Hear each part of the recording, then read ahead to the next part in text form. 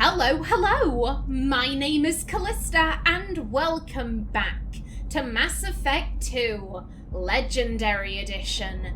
In the last episode, we made it back to Morinth's apartment. All we have to do is wait for Samara to get here, and hopefully she will before Morinth tries to seduce us. Now let's have a look around the apartment first. Have a Hallex if you want, but wouldn't you rather have all your senses be clear and sharp right now? I certainly do. No. You scare me, madam. You terrify me. Ooh, thank you kindly. I was into dueling for a while. I love the moment you see it in your opponent's eyes. He knows you're better, and he's going to die. Well, if I didn't think you were a serial killer before, I certainly do now. No, let me out. Let me out. Surely you don't want to leave. Why don't you come over here? I promise you'll like it. Naomi, girl, listen to me. Don't look at the bed. Don't do that. Don't listen to your coochie, girl. Don't do it. You're emotionally vulnerable right now, but you don't need to get fucked to death. A gift from a suitor. The statue's got more personality than he did. Still, he impressed me enough that he finally got what he wanted. It didn't end the way he hoped. Oh, Lord. I love any game where your opponent can believe he is about to win, just before you kill him. Generally, that's not how you talk about chess. You don't kill your opponents in chess. You might destroy them at chess. You don't kill them, though. Oh, Samara, where are you? Samara, help me out here. I love clubs. People, movement, heat. I can still hear the bass like the drums of a great hunt out for your blood. But here, it's muted, and you're safe. Is that what you want, Shepard? Girl, don't. I mean, part of her is listening to her coochie. You know, just like, we're in pain. That'd be a really great way to go, being fucked to death. We wouldn't be Cerberus's slave anymore. But she's a survivor.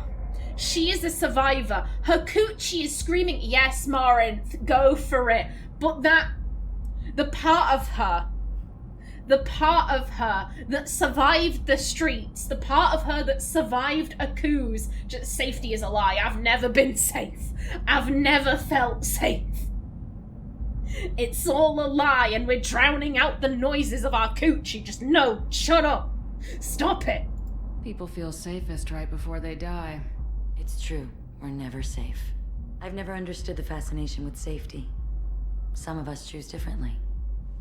Independence over submission? I think we share that, you and I. Oh, no. I get she's having those flashbacks. The hunger in her belly. Guns,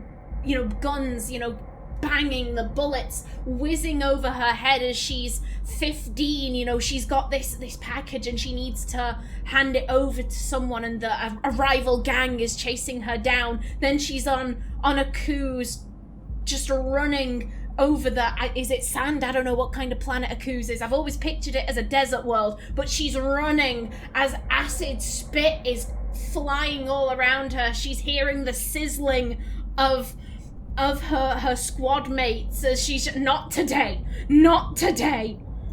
We've both killed many times, but that's where the similarities end.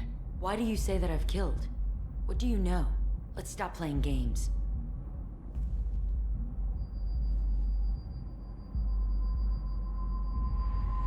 Look into my eyes and tell me you want me. Tell me you'd kill for me. Anything I want. Oh, no, part of her wants to. Part of her wants this. It would end her pain, but again, she's a survivor. The cockroach will live. Absolutely not. Don't count on it. But you... Who are you? Oh no. I see what's going on. The bitch herself found a little helper. Morinth. Mother. Do not call me that. I can't choose to stop being your daughter, Mother. You made your choice long ago. What choice? My only crime was being born with the gifts you gave me. Enough, Morinth! I am the genetic destiny of the Asari, but they are not ready to reveal this. So I must die. You are a disease to be purged. Nothing more. I'm as strong as she is. Let me join you. I am already sworn to help you, Shepard. Let us finish this. Oh shit! No! You a serial killer! You crazy! End of the line, Morinth. And they call me a monster.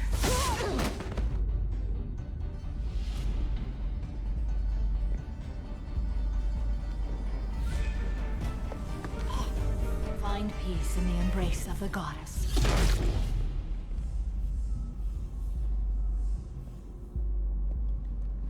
I am ready to leave this place and get on with my life. Are you ready to go as well? Oh, Matt. Are you okay? She just killed her kid. She just killed her kid. She's obviously not gonna be okay, but we should check on her. Do you want to talk about what happened? Shepard, what do you think I will say? What can I say? I just killed the bravest and smartest of my daughters. There are no words. I will try another time. For now, show mercy on a broken old warrior and let us leave. Yeah, absolutely. Let's go. Oh.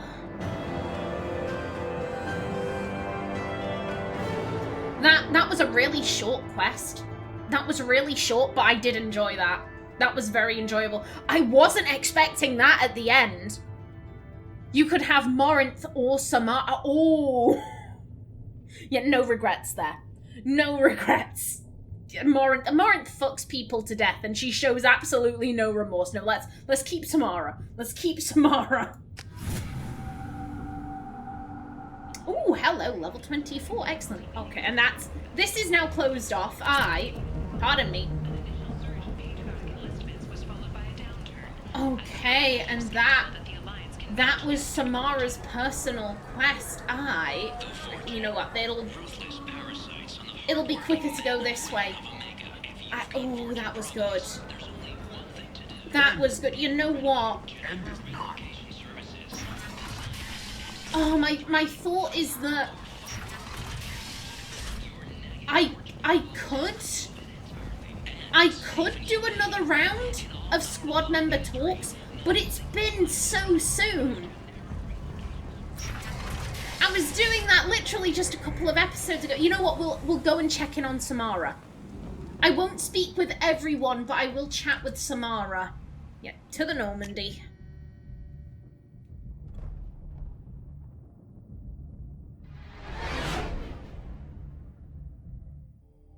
I do enjoy all the little cinematics. I think they're cute. Okay. Commander, you've received a new message at your private terminal. Okay, yeah, we can check in on that. You know, we've got a couple of upgrades. Let's apply them. Okay, yeah, let's grab these, if you please. And a yoink. And then, yeah, it's just the sniper damage. Okay. Yeah, we've grabbed everything. Okay. Now then, Samara. Samara, again, I doubt you're doing well because you have just killed your child, but... Yeah, I need to check in with you, madam. I need to see how you're doing. Morinth haunted my dreams and waking hours equally. For the first time in 400 years, I am free. I am a ruined vessel of sorrow and regret, but I am free. It is not a feeling I can describe. Oh. Yeah, I mean... you're free of all of this, but was it worth the price for you? For her? Was any of this worth it? Was it worth it? It was never a question of worth, but of need. I had to take the action I did, as did she. This was never a story that would have a happy outcome. You did your duty. What about your feelings? One of my daughters is dead.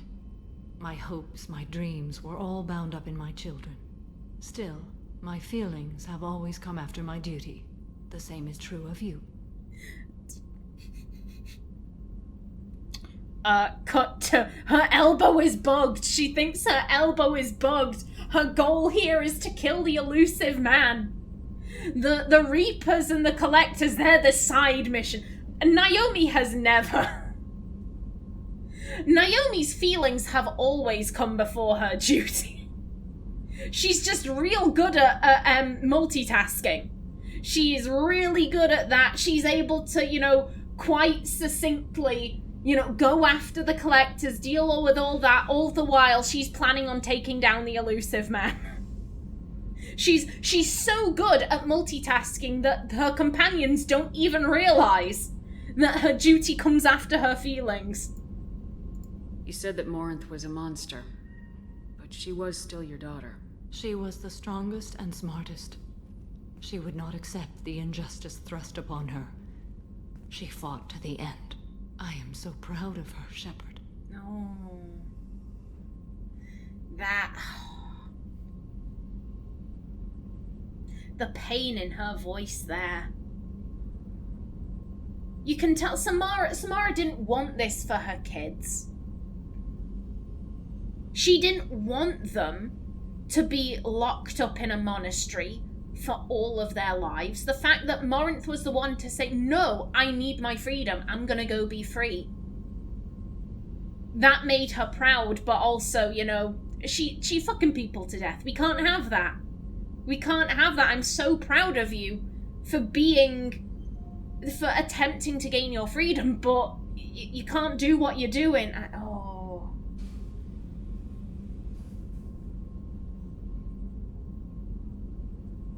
Go on. We'll pick her brain a little bit. Killed her for being what she was. And I would again. But I also know what it means to leave everything behind and fight. Do you realize that she went on the run at the age of 40? I do not know human years well, but it is very young for Asari. So what now? What will you do now that Morinth is gone? Assuming I survive your mission, I am a Justikar. Injustice still exists, and perhaps even other Ardat Yakshi. Yeah, that is something that Morinth said. I am the genetic destiny of the Asari. What did she mean by that? Morinth claimed that her condition was the future of the Asari race. Morinth would say anything that served her cause. Ardat Yakshi are sterile, Shepard. That wouldn't be a particularly viable future for my people. Yeah, no, it would not. Is there any way to prevent this condition? Anything at all? Like, I don't know, genetic screening? Is it correctable? There's no way to correct the condition Morinth had?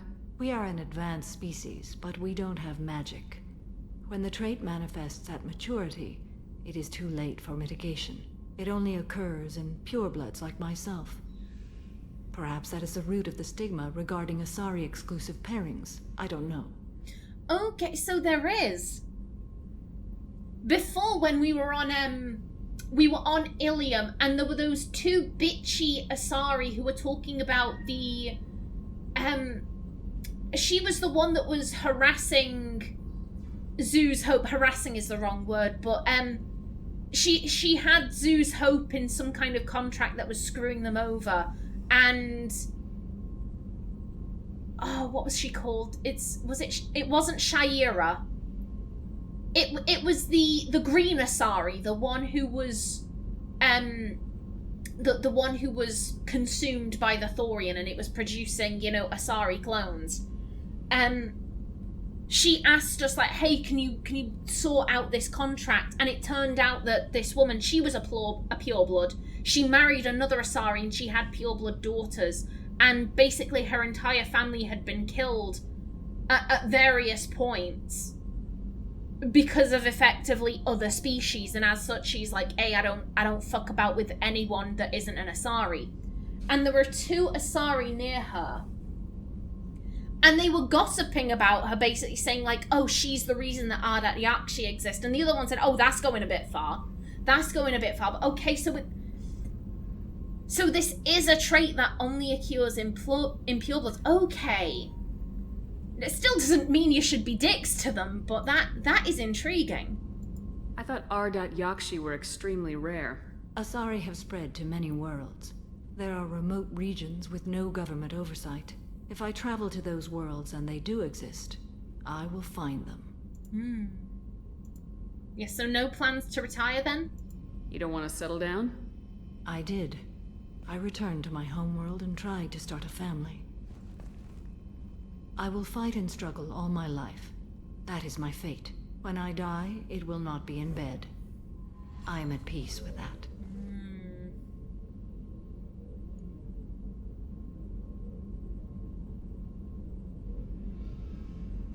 I mean, my thought is that if she wants to be fatalistic, that's her right. At the same time, at one point in her life, Naomi thought, I'm gonna die on the streets. I'm gonna get shot in a gang war, or I'm gonna OD on something. Like, she could only see her future as that. And look at her now. Things can change in ways that you don't expect. You still control the direction of your life. I have chosen this path. I truly am at peace. Due in no small part to you. Okay. Okay, fair play. Fair play, Samara. I like that. I like that quest. That was good. And then let's head up to the captain's cabin. Let's see, what messages do we have? Also, ooh, hello. Is that's looking pretty full to me. Well, hey, nice. Excellent. Oh, hello. A pleasure to meet you from Admiral Darozen Vasmarais, Shepherd Vas Normandy. I've been digging through the Alarai. We just wanted you to know that I did find a few things from the experiments Rael Zora was conducting. Had you shared them with me, humanity might have reaped the benefits. Instead, once my own experiments are complete, you and your people will watch from a distance as the Quarian people reclaim not just their homeworld, but the largest synthetic army in the galaxy. Rael Zora's death will not have been in vain. I will complete what he started. Cordially, Admiral Darozen Vasmarais. God damn it, Morrigan!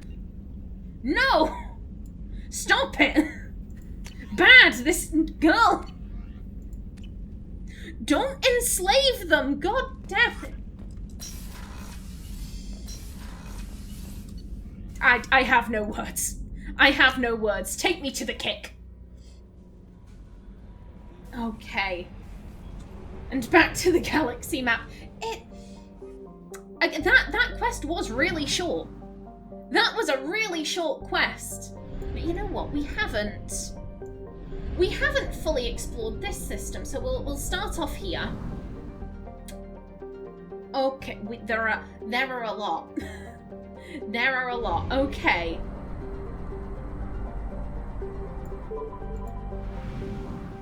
Okay, but if they're all small, then that'll be right. Dorgal. The surface of Dorgal is an ethane-soaked mush. The planet hovers near the boiling point of the hydrocarbon and supports a diverse, if simple and slow-moving, carbon-based ecology. The planet's gravity is strong enough to retain an atmosphere of molecular nitrogen and carbon monoxide, but the methane that dominated billions of years ago has long since been lost. Orbital distance 0.54 AU.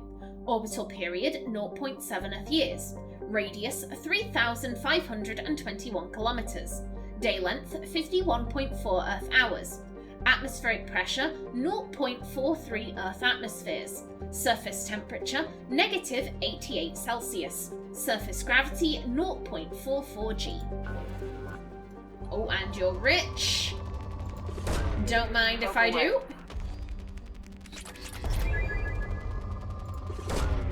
Launching probe. Now that I have noticed I've only got about 3 personal quests left. I believe it's... Launching probe. It's Thane, Garrus, and Jack. So my plan is... I think I'm gonna do Thane's quest next. Probe away. Because, you know, Thane, his entire quest is, you know, going after his son, making sure he's okay, and that would speak to Naomi. Probe away. She's doing Thane's quest first, less so because of Thane and more so because of his son. You know, from one abandoned child to the next, you know, she wants to help him out. Probe away. Then after Thane, we're gonna do Jack, and then we're gonna close things off with Garrus. Okay, it's still rich, but then I've been all around, so you know what? Fuck it, we'll leave it. We'll leave it. And you? Kara. Kara is a small, lifeless rock blessed with significant deposits of thorium, used in radiation shielding and the manufacture of space frame alloys. A small population of miners eke out an existence on the surface, selling their ore at Lorek and praying that the intermittent raids by the Terminus pirate clans will pass their homestead by. There have been no children born on Kara since the infamous pirate raid of 2047, when every child on the planet was rounded up and taken as a slave. Any couple finding itself pregnant preemptively moves off-world.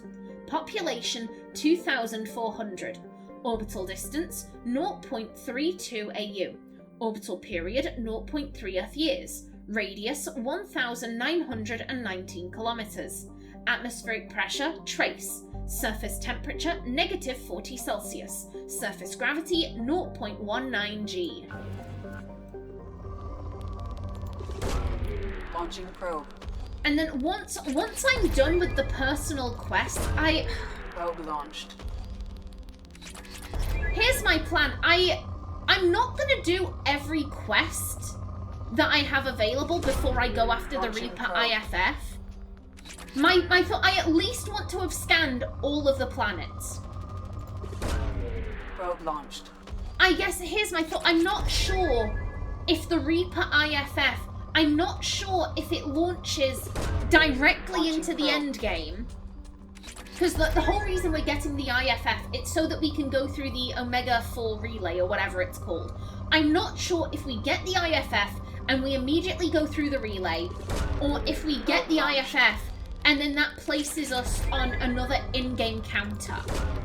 Probe launched. And my thought is that if it does launch us into endgame, I don't want to be scanning planets after the big boss. That's my one thought. I'll happily do quests afterwards. I'm more than happy to do that, but I don't really want to be doing any more planet scanning.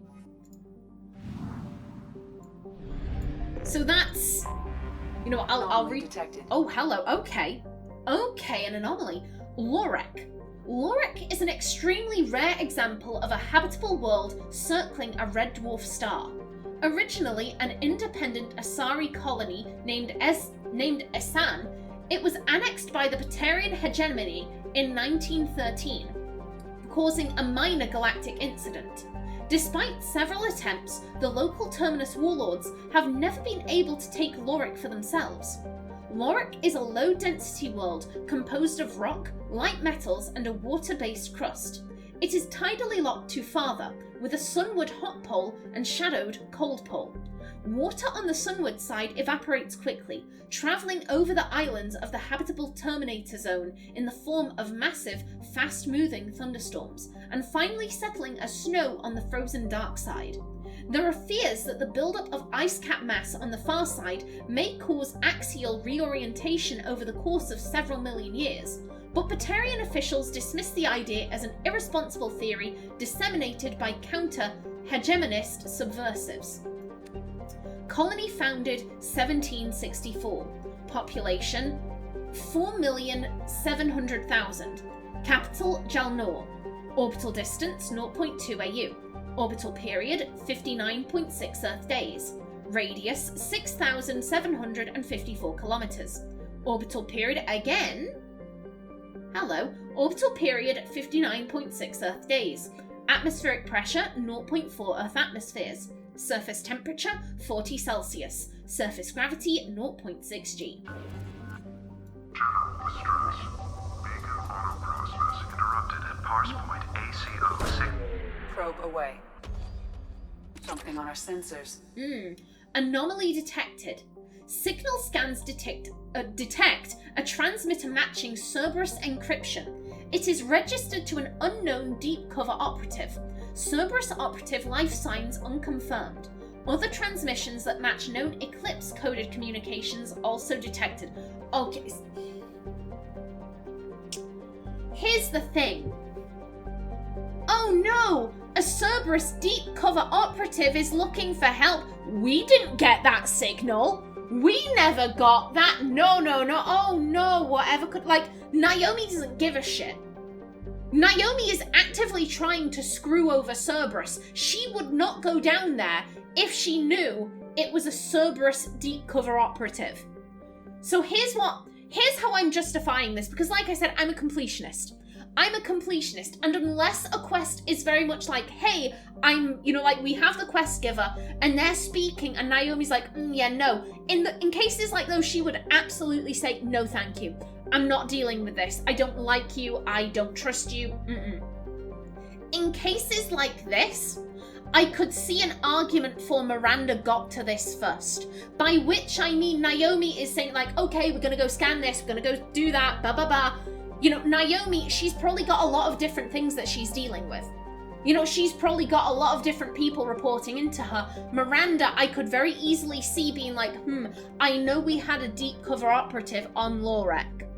I know about that, so I'm gonna go after this. I'm gonna scan this planet myself, and I'm instead going to tell Naomi, oh yeah, there was a, we detected this, this transmitter, and it matches Eclipse. Eclipse is probably doing something shady down there. We should go. So I think that is my headcanon for any of the Cerberus related quests. Miranda is going in and she is not giving Naomi the full story.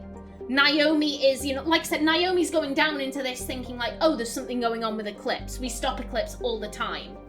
Or like with there have been multiple quests where it's like, oh, go get this stuff to send to Cerberus. Naomi wouldn't do that. She'd go get the stuff and she'd destroy it. So I think secretly Miranda is maybe making copies of, and maybe make copies of information, or, she, before it gets destroyed, she's sending it to Cerberus. It's not Naomi doing this, it's Miranda. That is my headcanon for any of the Cerberus relating quests. However, first, we have to scan. Of course we have to scan. Because it's rich.